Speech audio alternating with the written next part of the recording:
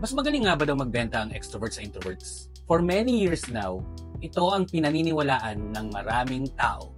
Pero sa akin experience, napatunayan ko na kaya ng introverts makipagsabayan o higitan pa ang mga extroverts pagdating sa sales. Paano ko nasabi to?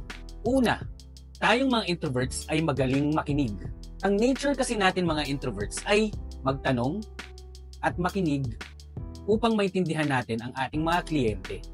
Pangalawa, magaling tayo mag-prepare. If extroverts are really good at winging it, introverts prefer to prepare more before meeting the clients, making the meeting more organized and well-planned. Pangatlo, we build trust through authenticity. Ang genuine approach natin and focus on long-term relationships resonate with clients who value sincerity. So, mas magaling nga bang extroverts sa introverts magbenta? It really depends.